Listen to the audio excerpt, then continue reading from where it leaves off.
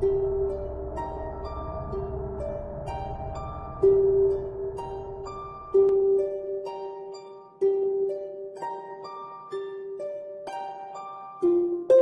alfas cantan alabanzas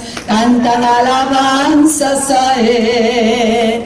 Los hijos de Sión se gozan en su Rey, alaban su nombre con danzas, con panderos y alfas cantan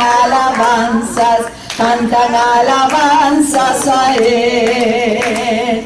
Aleluya, aleluya, aleluya, amén. Aleluya, aleluya, aleluya, amén. Los hijos de Sión se gozan en su Rey, alaban su nombre con danzas, con panderos y alfas cantan alabanzas a Él. Los hijos de Sión gozan en su Rey, alaban su nombre con danzas, con panderos y alfas cantan alabanzas a Él. Aleluya, aleluya, aleluya, amén. Aleluya, aleluya, aleluya, amén. Gloria a Dios. Pues le damos gracias al Señor y a Juana que nos ha traído este devocional tan hermoso. Y en esta mañana quiero, ¿verdad?, dejar con nosotros a la pastora Lizzy Bonilla, que va a tener la palabra para nosotros en esta mañana, la palabra que el Señor puso para cada uno de nosotros, ¿verdad?, para que cumpla el propósito por el cual la va a traer ella. Así es que el Señor le bendiga, pastora, y gracias por aceptar nuestra invitación. Bien, Dios la cuide.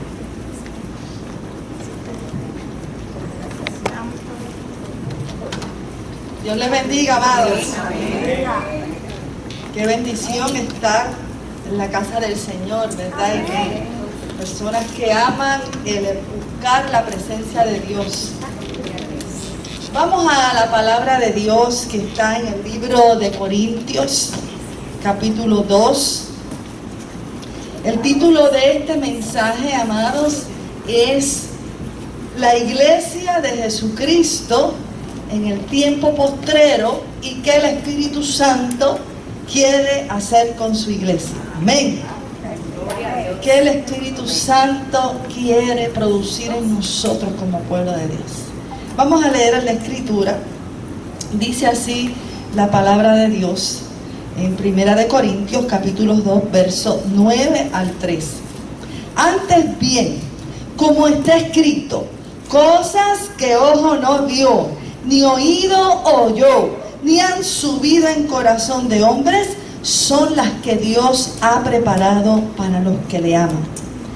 Pero Dios nos las reveló a nosotros por el Espíritu, porque el Espíritu, ¿qué hace? Todo lo escudriña, aún lo profundo de Dios, porque ¿quién de los hombres sabe las cosas del hombre sino el Espíritu del hombre que está en él? Así tampoco nadie conoció las cosas de Dios sino el Espíritu de Dios. Y mira esto, qué poderoso. Y nosotros no hemos recibido el Espíritu del mundo, sino el Espíritu que proviene de Dios. ¿Para qué? Para que sepamos lo que Dios nos ha concedido. Lo cual hablamos también no con palabras enseñadas por sabiduría humana, sino con las que enseña el Espíritu, acomodando lo espiritual a lo espiritual. Dios bendiga su palabra. Amados, según hubo un tiempo donde fue profetizado, y así fue, que Juan el Bautista iba a preparar el camino del Señor y fue seleccionado para eso. Así ahora en este tiempo, el Señor nos dejó el Espíritu Santo que nos va a guiar en este tiempo que nos ha tocado vivir, que dice, el mismo Jesús dijo que iban a ser tiempos de engaño y de peligrosos, bien peligrosos, pero que Él nos ha dado el Espíritu Santo que nos guía a toda verdad. Esa es la bendición grande que tenemos. Tenemos el Espíritu Santo que nos da inspiración divina, nos guía a toda verdad, nos enseña las cosas profundas del Padre. Dice que nos enseña hasta lo que va a acontecer. ¿Quién puede enseñarte a ti esas cosas? Nadie, amado, solamente el Espíritu Santo. Y no solamente hace eso de impartirnos, enseñarnos, mostrarnos, revelarnos, inspirarnos, también ocurre algo que hace con nosotros, que es para fortalecernos, ayudarnos, interceder por nosotros.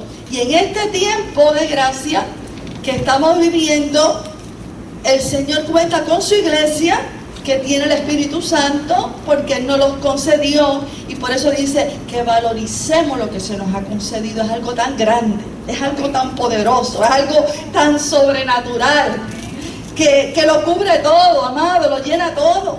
Enseña, dice que conoce lo profundo de Dios, y nos los enseña, nos los muestra, nos los da. Qué precioso, amado. Y entonces quiere decir que nosotros tenemos algo que es poderoso para poder subsistir en este tiempo peligroso y de mucho engaño que nos ha tocado vivir. Y Pablo por eso le decía también a la iglesia, cuando le hablaba a la iglesia, decía, mira, vamos a enseñarle a la iglesia que lo que tienen es poderoso, el Espíritu Santo de Dios, y que se tienen que dejar sujetar y ceñir por Él. Y entonces le decía a los demás discípulos, alimenten a la iglesia, enséñenle sobre esto. ¿Y qué sucede, amado? ¿Por qué el Espíritu Santo quiere hacer esto? Porque nosotros somos pueblo de Dios. Y según Juan el Bautista anunciaba que estaba preparando el camino del Señor porque venía Jesús para la tierra, ahora a nosotros nos toca como iglesia decir que Cristo viene, que viene el arrebatamiento de la iglesia y que Dios quiere preparar un pueblo bien dispuesto, bien ataviado, preparado para enfrentar todas las cosas que tengamos que enfrentar y mantenernos firmes, en pie delante del Hijo de Dios, esperando por nuestro Señor. Y también otra de las cosas que el Señor habla en la palabra es que Él quiere un pueblo unido, un pueblo concertado, ¿verdad? Un pueblo que no sea niños fluctuantes, porque esto es un tiempo, amado, que tenemos que estar bien aplomados, bien firmes. No podemos estar claudicando, tenemos que estar bien firmes, bien aplomados, porque es el tiempo más grande, más decisivo que ha existido, que aún los profetas profetizaron. Los discípulos hablaban, el Jesús nos habló, y este es el tiempo que nos ha tocado vivir. Quiere decir que es importante el mantenernos firmes, y en este tiempo se va a cumplir también lo que dice la Escritura en Efesios, que Dios iba a utilizar los maestros, los profetas, los pastores, a todo el mundo, a todo su pueblo, los va a usar para afirmarnos, amén, para ceñirnos, para hablar lo que Dios quiere que su pueblo esté ataviado, ¿verdad? Una de las cosas que yo quiero profundizar hoy, porque uno ve, ¿verdad?, cuando se mueve por diferentes lugares, uno ve la aflicción que hay en el mundo, uno ve también como consecuencia del mundo caído en que uno vive y la aflicción que hay sobre la tierra y el engaño. Uno ve que también, aún los que estamos en Cristo, pues sufrimos las consecuencias en el sentido que estamos viviendo todavía aquí, y eso toca, y si no nos toca a nosotros, toca a un hijo, toca a un esposo, toca a alguien, y entonces uno se aflige con estas cosas, y es un tiempo donde podamos entender que estas cosas iban a ocurrir, pero que el Señor nos va a ayudar por su Espíritu Santo. Amén. Lo que sí es importante, lo que ocurrió, que creo que vayas a Primera de Reyes, el capítulo 18, verso 21. Aquí es el momento donde Dios como usa Elías, después de pasarlo por un proceso de prepararlo, para que anunciara que venía una sequía y consecuencia de esto hambruna. ¿Por qué? Porque el pueblo, dice la Escritura, y lo vamos a ver, se había aflojado. El pueblo, a causa de Acab, que estaba al frente, y los padres de Acab, habían poco a poco ido deslizándose a servir y hacer las cosas que hacían los que servían a los dioses de Baal. Habían descuidado su vida delante de Dios, habían descuidado cuidar de las cosas del Señor. Y viene Elías, y ahí en el capítulo 18 de Primera de Reyes, verso 21, ¿qué hace Elías? Elías les lanza un desafío al pueblo de Dios, que estaba en un momento difícil, como estamos ahora. Hay muchas limitaciones, gente perdiendo los trabajos, gente en desierto, gente pasando crisis como nunca antes. Y aquí en este tiempo había una sequía, unas limitaciones, una hambruna, todo estaba como paralizado también. Y Elías les lanza un desafío ahí donde le dice a Acab mismo, mira, convoca al pueblo. Después que confrontó a Acab con lo que estaba pasando y por la razón que era, que se estaban apartando del Señor, ahí él dice, reúne al pueblo, y empieza Elías a hablar y le dice, ¿hasta cuándo claudicaréis vosotros entre dos pensamientos? Es el desafío que lanza Elías. Si Jehová es Dios, seguidle. Y si Baal es, ustedes creen que Baal, pues váyanse en pos de él, o sea, defínanse. Y es que este es el tiempo de la definición. Porque es que no vamos a poder estar en el medio, hermano. Porque la corriente es muy fuerte. La corriente se está llevando a mucha gente porque sencillamente hay que definirse. Si Dios es Dios, vamos a servirle con todo el corazón. Vamos a hacerlo con toda nuestra fuerza, porque vamos a estar así firmes y poder resistir lo que es todas las cosas que nos dice la palabra que se levantarían en este tiempo. Y ahí, después que le lanza este desafío, vemos que entonces, ¿qué estaba haciendo Elías? Elías lo que estaba haciendo, diciendo al pueblo, mira, o todo o nada, se tiene que definir. Tenemos que arreglar nuestra vida delante de Dios. Somos pueblo de Dios. Y empieza a querernos llevar a lo que todo hombre, siervo de Dios y mujer de Dios, profeta de Dios, tiene que hacer, porque Dios nos va a pedir cuenta, ¿verdad? ¿Y qué sucede? Que ahí empieza él a decirle una serie de cosas, pero la idea que está detrás de todo este desafío son varias cosas. Una, acabar con el tormento de la indecisión, que a veces nos ataca como pueblo de Dios. ¿Es o no es? Nos ataca el desánimo, nos toca la incertidumbre, los problemas nos desestabilizan, nos desenfocan. Y ahí Elías se dio cuenta, no, el pueblo se tiene que volver a enfocar y arreglar para que toda esta sequía, en medio de la sequía, Dios traiga bendición a nosotros. Amén. ¿Qué más? Elías quería que no se dejaran vencer ni arrastrar por las cosas que le estaban robando la entrega al verdadero Dios. Y eso era el desafío que le estaba lanzando. Y que también ellos vieran por sí mismos, porque esto es algo que hasta que uno no tiene convicción propia de entender al Dios que uno le sirve, conocer al Dios que uno le sirve, cuando tú lo entiendes y lo conoces, se acaban las luchas por servir al Señor. Porque hay una convicción de que yo le sirvo al único Dios verdadero. Y ya no hay duda. Y ya no hay incertidumbre, ya no hay luchas de si sirvo, si no sirvo, si me mantengo firme o no. Y eso es lo que Elías quería, que este pueblo entendiera y que por sí mismos se dieran cuenta de eso, que pudieran ver delante de sus ojos. Por eso convocaron a todo el pueblo. El fracaso que trae y la sequía y las limitaciones que trae el dejar a Dios y enfocarse en otras cosas, y la bendición que trae el definirse por Dios aún en medio de tiempos difíciles y mantenerse firme. ¿Y qué hizo? Los convocó y dijo, bueno, vamos a hacer algo para que quede aquí claro delante de todo el mundo quién es el verdadero Dios, por si se les ha olvidado. Y le dijo, vamos a coger 2 bueyes y vamos a hacer, porque ese tiempo era el tiempo de los sacrificios, vamos a poner ahí que ellos escojan los baales, un buey, que lo cojan primero, yo cojo el que es en ellos y vamos a preparar con leña y vamos a poner esos bueyes y que cada uno, que ellos comiencen a clamar al Dios, a los dioses de ella.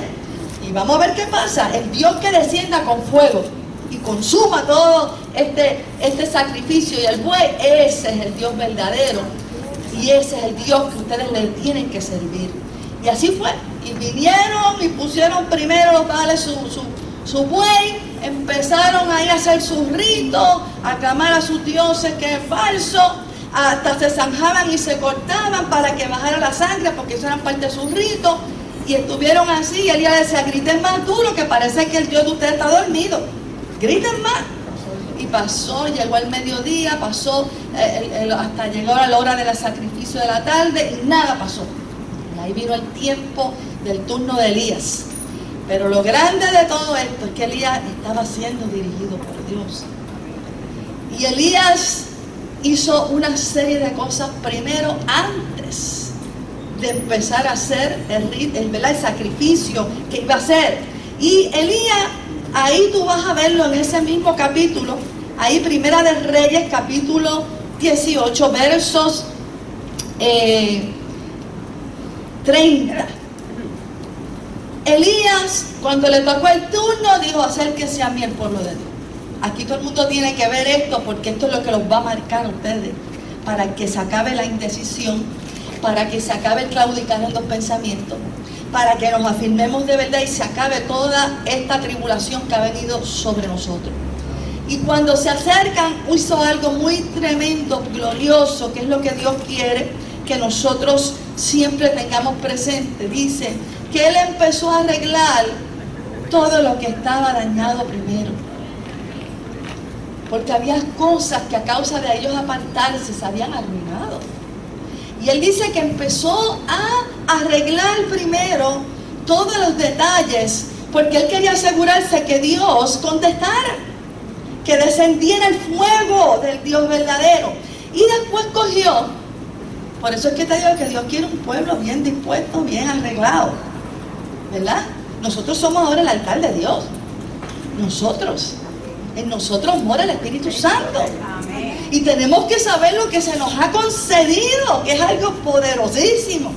Y Él dice, vamos a arreglarnos con Dios. Empieza a arreglar todo lo que el Espíritu Santo, en este caso Dios mismo, porque todavía no había venido Jesús sobre la tierra.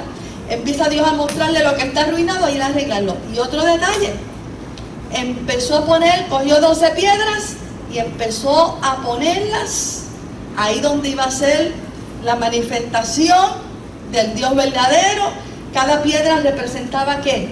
Cada una de las tribus de Israel. ¿Qué estaba diciéndole a Dios? Como pueblo de Dios queremos estar bien definidos delante de ti, arregladitos, dispuestos, preparados para lo que tú quieras hacer con nosotros. Y lo puso así, las 12 piedras, símbolo de las tribus de Israel. Tomó todas las precauciones para que después no vinieran a acusarlo de que había usado algún truco para que descendiera fuera del cielo. Cogió y dijo, espérate, para que aquí quede claro, no importando las cosas en contra, que Dios es el único Dios verdadero, tráiganme jarras de agua, tráiganme mucha agua. Y empezó a derramar agua, empapó la leña, que iba supuestamente a descender fuego con agua, y tráiganme más agua, y más agua. Y hasta que el agua era tanto que corrió hasta por la zanja, por la tierra. Y ahí, después que Él hizo todo esto, porque Él quería que fueran marcados para que se acabara el claudicar. Después que hace esto, empieza a orar. Dice que empieza a orar, empieza a clamar, invocar al Dios verdadero, a pedirle a Dios. Mira qué hermoso. Empezó a pedirle a Dios, mira Dios, yo quiero tú, oh Jehová, que tú eres el Dios verdadero, que tú vuelvas a ti el corazón de ellos, porque ha habido cosas que los han venido a deslizar, a que se desenfoquen. Yo quiero, Dios, yo sé que tú eres Dios verdadero, que tú los marques, que ellos vean que tú eres el único Dios verdadero. Y empieza él a clamar, a invocar todo esto, ¿verdad? El nombre del Dios verdadero, a Jesucristo. ¿Y cuál fue el resultado, amado? lo que siempre ocurre cuando uno se decide por Dios, cuando uno deja de claudicar, cuando uno se pone firme en la brecha, cuando uno saca todo lo que se desenfoque a uno y empieza a caer fuego de Jehová del cielo. Gloria a Dios. Empieza Dios a descender sobre aquellos que se definen firmes por Dios y no claudican. Y empieza el pueblo ¿qué? A postrarse. Ya Dios los estaba marcando, porque cuando tú clamas de verdad y buscas la presencia de Dios y buscas como Dios le gusta, que arreglando uno las cosas que haya que arreglar para que no haya ningún impedimento, desciende la presencia de Dios y uno lo que no puede hacer otra cosa que postrarse, porque se da cuenta que está delante de un Dios que hace descender su poder sobre nosotros. Amén. ¿Y qué más? ¿Qué más sucedió? El pueblo comenzó a confesar: Jehová es el Dios verdadero. ¿Y qué más sucedió? Vino autoridad. Lo que sucede cuando nos definimos y dejamos de claudicar. Autoridad espiritual. Autoridad para acabar con todo lo falso, con todo lo que venía de engaño, para ver las cosas como son, quitándose el velo de todo lo que venga a desenfocarnos, ver las cosas como Dios las ve y ver lo que es verdadero y genuino y echar fuera todo aquello que viene a desenfocarnos de este mundo, ¿verdad? Que nos roba lo que es de Dios. ¿Y qué más sucedió? Vino bendición. Antes de venir la lluvia, no solo tuvieron autoridad, sino que acabaron con todo, pudieron prender, agarrar todo lo falso, acabar con eso. Inmediatamente que tú acabas con lo que te está apartando de Dios y robando la verdad de Dios, ¿qué viene? Bendición. Descendió la lluvia. Se acabó la sequía. Y yo entiendo que así será con el pueblo de Dios, que se mantenga firme en este tiempo. Podremos estar en medio de situaciones, pero si nos mantenemos sin claudicar, Dios va a estar con su pueblo, porque siempre lo ha estado con el pueblo que se mantiene sin claudicar. Mi alma alaba a Dios. Vemos, amados, que Dios quiere trabajar con nosotros, y la situación es que es tan crítica lo que se está viviendo en este tiempo, que el enemigo ha logrado desenfocar a muchos, ¿verdad? Y llevar a las personas a diferentes estados en sus vidas. Hay vidas, amado, que hasta se han arruinado, tanto en el mundo como aún a veces personas que servían al Señor, ¿verdad? Y cuando tú después ves cómo Dios, cómo el enemigo ha penetrado para arruinar esas vidas, ¿verdad? Y cómo, igual que pasó con esta situación de Elías, hay vidas que el enemigo ha atacado por aquí, ha atacado por allá, en un momento que quizás se descuidaron bregando con los afanes de resolver situaciones. Se va deslizando uno, se descuida un poquito, y cuando uno viene a ver, el enemigo ha penetrado, si no es con uno, con un hijo, con aquello, con lo otro, y empieza a arruinar, amado, esa vida. Y entonces tú tienes que, al igual que pasó con Elías, uno tiene que ver qué es lo que dio luz, dio parte para que entrara esa destrucción. Porque Elías, Dios le mostró qué fue lo que permitió que el enemigo viniera a arruinar esto, porque era a nivel de arruinado. Y quiere decir que el enemigo avanzado bastante. Y así hay situaciones con algunas vidas, amados, que el enemigo ha avanzado para arruinar. Y una de las cosas que nosotros tenemos que analizar es, si vemos una vida así, si estamos pasando por algo así, o una hija, o un familiar, orarle al Señor. ¿Qué es lo que ha dado permiso al enemigo para atacar a nivel de arruinar esta vida? Y Dios va a empezar a dar armas espirituales. Dios va a empezar a mostrar qué hay que arreglar, qué hay que hacer, como se lo mostró Elías. Porque si no, amados, siguen dando vueltas en el mismo lugar, como le pasaba a este pueblo, y no avanzando, y con limitaciones, y con escasez, y con ni lluvia había, amado, hambre, porque el enemigo penetra para destruir, ¿verdad? Y vemos aquí que todo esto el Señor le mostró cómo es que el ellos abrirse un poquito, ¿verdad?, a lo falso, siendo un pueblo de Dios, que el pueblo de Dios, que Dios siempre ha dicho, yo quiero un pueblo especial, posesión exclusiva, un pueblo que sea diferente a todos los demás pueblos, un pueblo que entienda que está en este mundo pero no es de este mundo, un pueblo que yo le he dado a mi Espíritu Santo para discernir entre el bien y el mal, entre lo santo y lo profano, y un pueblo que está viendo en el mundo espiritual. ¿Y qué sucede? Aquí el pueblo eso lo había ido perdiendo, ¿verdad? Y vemos que se fueron deslizando por ese hechizo de las cosas, de lo falso, porque las cosas falsas cautivan. Lo que ocurre en el mundo falso, ¿por qué la gente cae? Porque cautiva, eso va cautivando. Y es tan poco a poco que cuando tú vienes a ver, no te das cuenta. Y así le pasó a este pueblo, se fueron deslizando por esa cautividad, por ese hechizo, por eso, y empezaron a dejarlo de Dios, siendo pueblo de Dios, fueron engañados hasta llegar a ese nivel de que empezó el enemigo a arruinar su vida. ¿Qué más sucede, amado?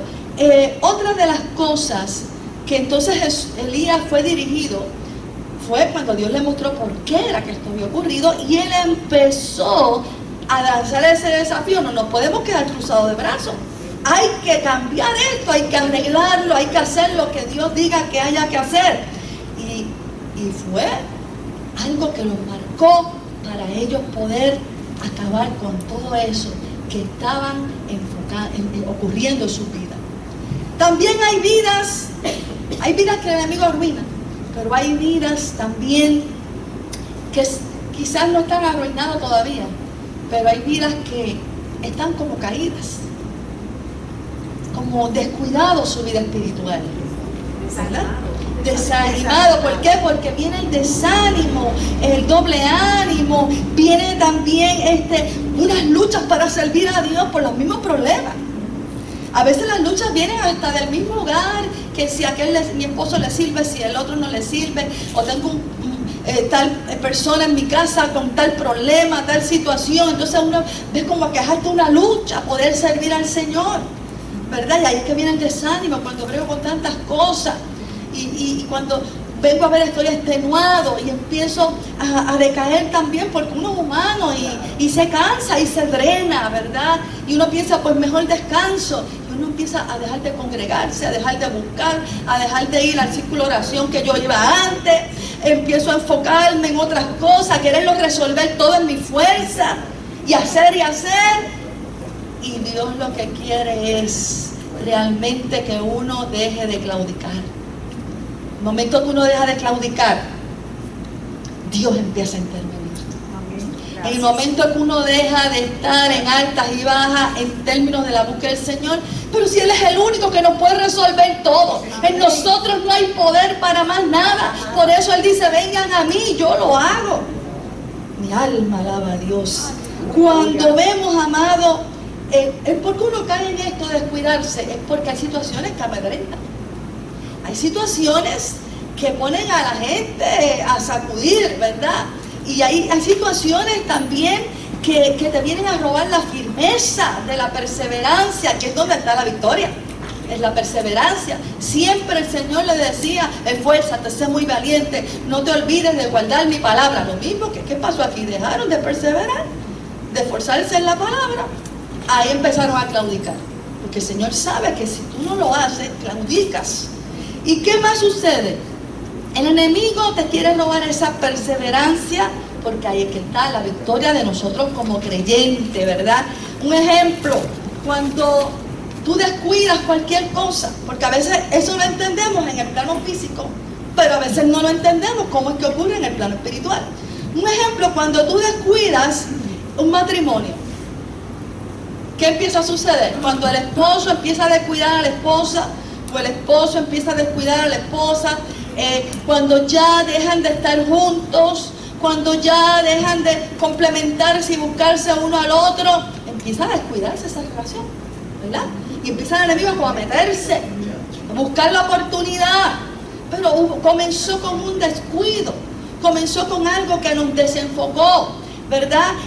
O otro ejemplo, una casa abandonada. Ahora que esto me ministró a mí, esta palabra, yo un día en el carro, yendo por todas estas urbanizaciones, porque estaba buscando un local y una casa para alguien, y cuando comienzo, porque de momento tú te concientizas de las cosas, empiezas a ver la cantidad de casas abandonadas, reposeídas, y tú te das cuenta qué sucede con algo que tú abandonas, que tú descuidas.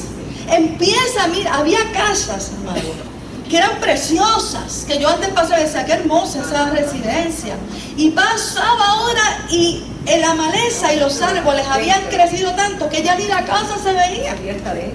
Sí, ni la casa, la naturaleza empieza a tomar su lugar y empieza a crecer, y así mismo las malezas de los pensamientos, cuando descuidamos y claudicamos, cuando dejamos de congregarnos, cuando dejamos de buscar a Dios como antes, su presencia, empieza el enemigo con sus malezas a crecer en la mente, a dañar el corazón, a ponernos a claudicar, a dudar, a desenfocarnos de las cosas que tenemos que hacer.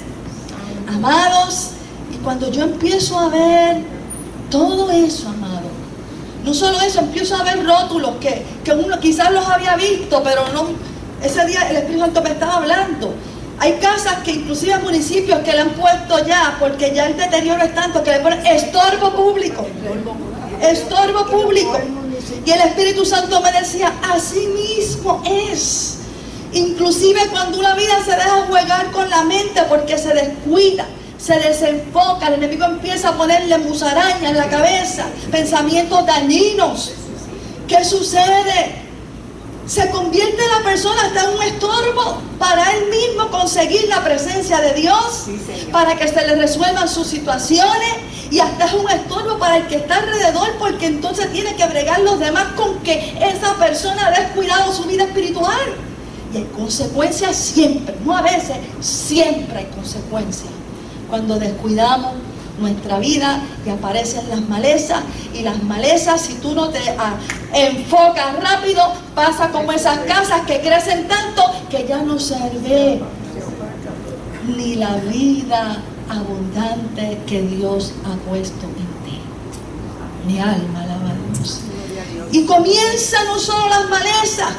¿Por qué le ponen estorbo público? Porque se llenan esas casas de personas que van a inyectarse drogas, gente que le empiezan a robar las ventanas, las puertas, lo que está en los baños, el equipo, los gabinetes. Tú ves que esas casas de momento no tienen ventanas ni puertas.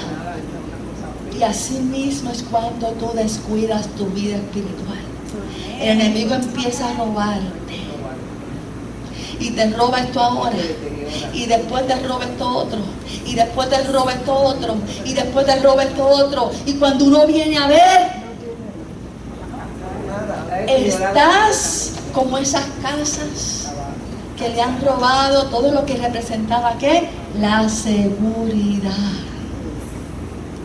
Nosotros tenemos que estar bien alerta, amado. El mundo físico es un reflejo de lo que ocurre en el mundo espiritual. Y cuando los municipios ven que esto sucede, entonces vamos a ponerle estorbo público, vamos a localizar que los familiares que aparezcan, vamos a presionarlos para que aparezcan. Si no aparecen, hay que hacer algo. Y así mismo es. ¿Por qué? Porque no solo son los usuarios de cosas negativas quien roban, entran ahí. Es más, se poseen de esas casas. Por casa mía, yo vivo en Parkville, estuvo por mucho tiempo, doy gracias a Dios que ahora es un hogar de ancianos, pero por mucho tiempo allá había lo que era había sido una escuela con muchos salones elemental, totalmente abandonada. Ya no se veía la escuela, lo que se veía era la maleza. Y aquello se llenaba por las noches de prostitución. Tú veías las mujeres pasando, los carros estacionándose para entrar en los salones que eran antes de clase, llenos de maleza, y la gente pasaba por encima de esas malezas a hacer esos actos. Y es que cuando se descuida el nivel de deterioro puede llegar a unos niveles de degeneración, donde sencillamente tú tienes que acabar con todo y volver a hacer y empezar. Y es cuando uno empieza a claudicar y a descuidar.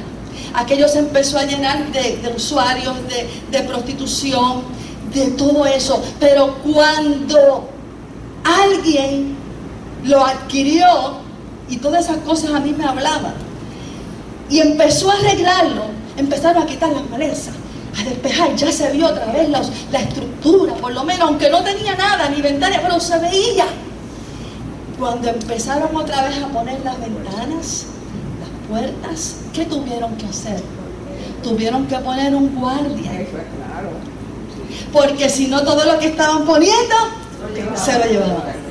¿Qué quiere decir eso en el mundo espiritual?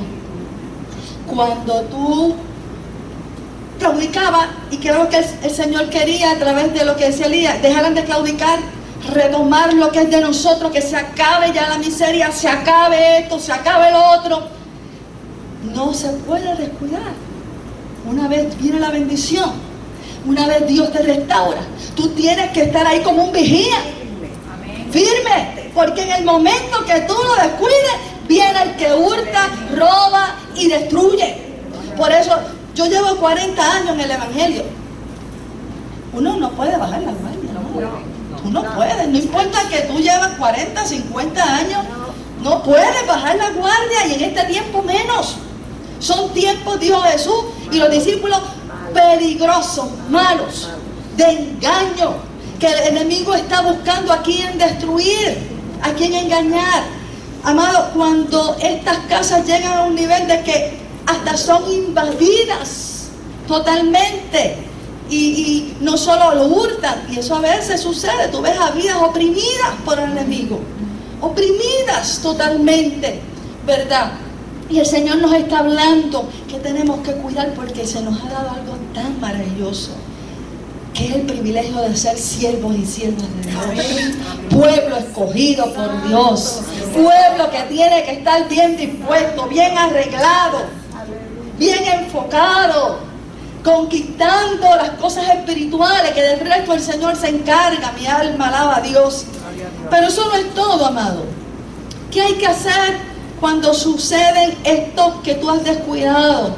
¿Verdad? ¿Cuál es el remedio? ¿Qué es lo que hay que hacer? Pues hay que tomar control de la situación otra vez. Lo que Elías le está, hay que volver.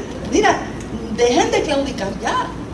Ustedes no ven la destrucción que le está trayendo el claudicar. Abramos los ojos, vamos a entregarnos a Dios de todo corazón. Y amado, esa es la solución. Ahí inmediatamente tú ves como todo gradualmente va cayendo en su sitio, va cayendo en su sitio. Pero eso no es todo. Hay vidas, no solo que a unos están arruinados, hay otros descuidándose. Hay vidas que están derribadas. Hay vidas que antes servían al Señor y algo pasó de momento que fueron derribados. Algo aconteció en su vida que los apartó. Y esas vidas están como derribadas.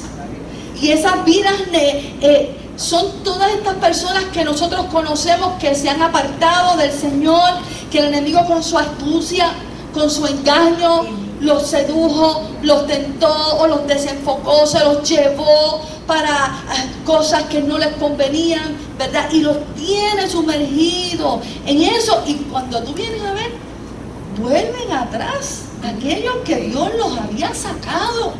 Y tú dices, Dios mío, así dice la palabra. Y es que no podemos claudicar, hermano. No es tiempo de claudicar.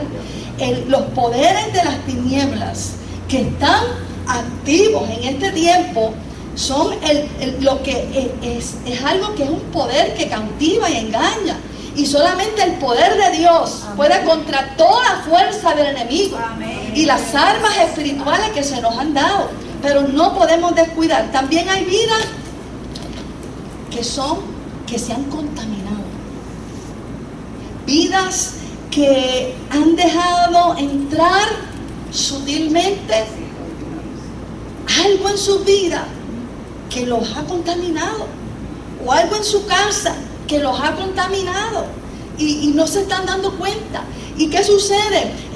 Es muy peligroso, porque si tú no tienes un fundamento sólido y tú dejas de entrar cosas que contaminen nuestra vida, que mucha gente se está dejando contaminar por todas las cosas que salen en internet, en esto, en lo otro, entonces se vuelven locos, están de madrugada, de día y de noche, buscando aquí, buscando allá, y todo ese tiempo perdiéndolo. Llega el momento que ya no saben lo que es escuchar la voz de Dios, porque están tan ocupados de escuchar la voz de todo el mundo, del mundo entero, que lo puede tener ahí en su teléfono, en su computadora. Entonces están tan ocupados y afanados en conocer lo que dice el mundo entero, que ya no escuchan la voz del buen pastor. No escuchan la voz del buen pastor, que dio su vida por ellos. Y entonces, amados, cuando una vez yo estuve en un lugar, un hospital, ya con esto vamos terminando, que ustedes lo han visto quizás en las noticias, se propagó unas bacterias, ¿verdad? En Carolina creo que fue. Y entonces, cuando algo se contamina y es a un nivel de que pone en posición a otras personas, hay que tomar medidas drásticas. Y hay vidas que se han ido contaminando y no se han dado cuenta. Pero cuando tú te das cuenta, es que ya ha penetrado. Y cuando eso sucede, tienen que tomar medidas drásticas para acabar con eso. ¿Qué empiezan a darle? Los antídotos. Primero averiguar cuál es la bacteria. Vamos a ver qué es el antídoto que mata esa bacteria. Y hay lugares que hasta vestuarios especiales tienen que usar. Tienen que aislarlo. ¿Por qué? Porque lo que contamina, una cosa que entra a contaminar a alguien, puede contaminar a otro. Sí, señor. Y por eso nosotros tenemos que estar apercibidos. Cuando sabemos que hay algo que ha contaminado nuestras casas, hay que actuar rápidamente. Rápidamente.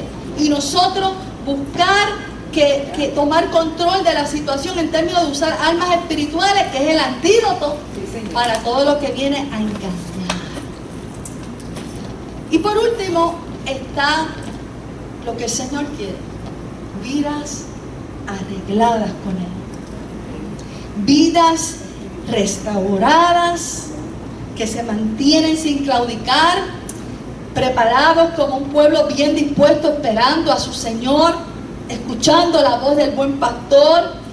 El Señor está buscando esa clase de adoradores, de esa clase de vidas, esa clase de siervos y siervas de Dios, vidas llenas del Espíritu Santo, porque Él dijo: mira, yo les he dado lo que le conviene que yo les diera. Como quien dice, sin el Espíritu Santo no van a poder. No hay forma, amado, porque cuando tú analizas las funciones del Espíritu Santo que nos define la palabra, ahí está todo lo que tú y yo necesitamos para poder prevalecer y no claudicar, aún en un tiempo postrero. Porque te dice que te revela hasta las cosas que van a acontecer, porque conoce las cosas profundas del Padre. Y no solo eso, trabaja con nosotros en lo personal e individual, ayudándonos en nuestras debilidades e intercediendo por nosotros. O sea, ahí está todo lo que nosotros tenemos que recurrir para no claudicar, buscar ser llenos del Espíritu Santo, buscar ser saturados del Espíritu Santo, buscar ser guiados, porque cuando claudicamos, el peligro es que dejamos de ser guiados. Y por eso es que caemos en todas esas cosas y en descuidos y cosas donde el enemigo aprovecha para destruir. ¿Qué va a hacer Dios en este tiempo con su Espíritu Santo? Lo que estamos haciendo hoy, hablarle a su pueblo, el Espíritu Santo, para que nosotros estemos bien aplomados, bien firmes, para que entendamos que ahora nosotros somos el altar de Dios, porque en nosotros mora el Espíritu Santo, y que no podemos, cuando tú analizas las cartas a la iglesia, en Apocalipsis, ahí está todo lo que el Señor no quiere: que no seamos tibios, que no sigamos lo engañoso y lo falso. Cuando le decía a las iglesias: permitido que entre esta doctrina o esto, que todo. El Señor le decía: mira, yo sé cuando hay algo que está dañando a mi pueblo, a esas vidas que yo di su vida. Y le decía: arrepiéntate, arréglate, porque tengo para ti la corona de la vida, tengo para ti vida eterna, tengo esto, tengo lo otro. Él quiere un pueblo bien dispuesto. Amén. ¿Y qué nos resta a nosotros, amados? Ser esas clases de siervos y siervas de Dios, vidas preparados, listos para cuando el Señor venga, nosotros irnos con Él. Amén. Y mientras estemos aquí, poder ayudar a todos los más que podamos a que conozcan al único Dios verdadero. Mira, los siervos de Dios que vivieron experiencias tremendas desde Génesis hasta Apocalipsis reconocían, porque ellos no tenían el Espíritu Santo, sino Dios hablaba con ellos. Y entonces, como ellos mantenían esa comunión directa y esa dirección, y que Él les hablara y ellos mostrar el agradecimiento, era que donde quiera que ellos iban, levantaban un altar. Tú ves que Noé tan pronto salió del arca a tierra otra vez seca después del diluvio, ¿qué fue lo primero que hizo? Levantar un altar para Él. Abraham, lo mismo, amado. Tan pronto él salió, ¿verdad?, a la tierra que Dios le decía, te di esto, te di lo otro, tu simiente va a ser, va a llenar la tierra. ¿Qué él hizo? Levantó un altar para Dios ahí. Cuando Moisés también estaba en ese proceso y estaba en la guerra contra Molec, y Dios le dio la victoria, levantó un altar para Dios. Cuando Josué, Dios le dio la conquista grande, amado, y le entregó la ciudad de Jai en sus manos, levantó un altar para Dios. Cuando en el libro de Jueces vemos lo que pasó con Gedeón, Gedeón levantó un altar para Dios. Cuando Samuel, en 2 de Samuel, dice que allí también David levantó un altar para Dios. Donde quiera que esa gente se movía en sus tienditas, levantaban la tienda y el altar para Dios. En el Salmo 43, 4 dice, entraré, decía el salmista, al altar de Dios, al Dios de mi alegría y de mi gozo. Porque cuando ellos entraban a la presencia de Dios, todo lo que pudiera estar ocurriendo en su mente, en sus pensamientos, era liberado. Y tenían esa paz, esa presencia de Dios que los cubría. Y por eso decía, entraré al altar de mi Dios, a la presencia de mi Dios. Y Malaquías dice, cubrir el altar de Jehová con lágrimas. Cuando tú sientas a veces que, como estos siervos de Dios, que no puedes más, o que con lo que estás luchando es muy grande, en lugar de claudicar, que es lo que el enemigo busca, que hagan las vidas, que es claudicar, que se alejan, que se quedan solos, porque allá solo el enemigo coge y levanta las malezas que los atacan, los atormentan en sus pensamientos, los engañan. No, hagamos lo que dice Malaquías 2:13, cubrir el altar de Jehová con lágrimas. Y yo estoy seguro que el Señor, como dice en Apocalipsis, Él enjugará tus lágrimas. Él te levantará. Él te alumbrará el entendimiento. Él te fortalecerá. Él te hará estar firme en medio de la prueba, en medio de la situación y en medio de todo lo que se levante. Amén. Vamos a inclinar nuestro rostro. Padre, gracias. Yo te doy gracias porque aquí hay un pueblo bien dispuesto, buscando que tú le hables, que el Espíritu Santo está hablándoles en cada reunión, en cada momento, en sus casas, en sus vidas, en su iglesia, donde quiera, en cada culto. Señor, yo te pido que tú sigas obrando, y yo te pido, Padre, que a través de esta palabra, Señor, en este día nosotros entendamos que tú quieres un pueblo, unas vidas llenas del Espíritu Santo, firmes en ti, libres de claudicar, libres de altas y bajas. Padre, yo hago un llamado. Si alguien, amado, tiene una petición, quiere que oremos por él, el llamado está abierto. Puedes pasar al altar, como dice esta palabra. Cuando Elías convocó, como el Señor te convocó aquí hoy para que escucharas esta palabra, cuando el pueblo de Dios vio y sintió la presencia del Dios verdadero manifestándose, se postró. Y cuando tú te postras ante Él y tú derramas tu vida en Él, Él es quien nos fortalece en nuestro hombre interior por su Espíritu. Dice que la supereminente grandeza de su poder actúa en nosotros más allá de lo que pedimos, más allá de lo que entendemos, porque es el poder de Dios que actúa en aquellos que creemos. Así que, amado, si quieres oración o si quieres sencillamente predicaciones como esta, reflexiones como esta, solamente para uno decirle: aquí estoy, Señor, heme aquí, me ofrezco a ti. Me doy cuenta que es un tiempo de no claudicar. Ayúdame, fortaléceme, afírmame y aplómame. En el nombre de Jesús, amén. Gloria a Dios. Gloria a Jesús. Qué bueno es el Señor, ¿verdad? Que en este tiempo nos alerta, en este tiempo nos exhorta. El Espíritu Santo nos exhorta.